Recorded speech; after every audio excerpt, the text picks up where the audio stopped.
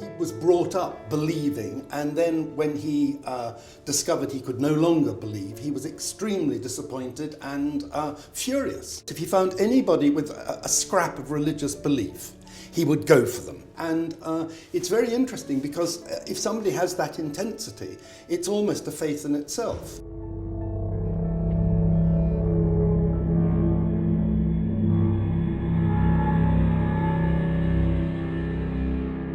But here he's really coming to terms with, the death of his father, coming to terms with the relationship with his father, his sexual encounters, obviously with Peter Lacey, and that very destructive, sadomasochistic sort of approach to sex. And yet again, this incredible reverence towards the image of that painting by Velázquez. Yes. When you look at it closely, you see that this figure actually is like a figure off the street, and he looks like a villain in Pope's clothing. Obviously, as you say, envelops the figure and is very much sort of taken directly from the Velázquez portrait, although he has played manifestly with the colour. It's this deep purple, of course, which he really becomes a Baconian colour in some respects. Yes. He used to say, I'm like a grinding machine. I look at everything and everything gets ground up very fine, so that in any image you have 1,000 other images. And I think that's what fascinated him, is how one image could spark off a whole train of other images. Yes.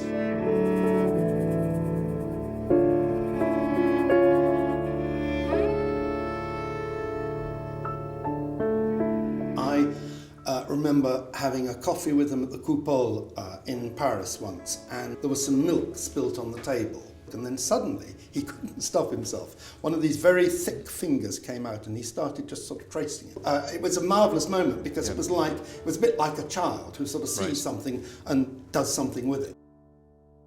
Having learnt about this picture, it really is such a privilege to be standing in front of it because it just hasn't been seen in public for 35 years. But Bacon, this man who was held no esteem for church or religion at all, and yet here we have this incredible figure who's been completely annihilated in many ways. When I look at this, I see it almost as a self-portrait, because you've got this figure struggling to breathe, to scream, and I can almost see him coming back one evening drunk, having created this fantastic image and suddenly getting a brush and going like that. And when I look at this, I actually see Francis. He's a gambler. He was a gambler. In love, in gaming, in painting, he always wanted to push his luck as far as he could. And of course, he paid the consequences too. If you put yourself back 60 years when this was painted, people backed off. They sort of shuddered and walked away. They did not want to sort of face that.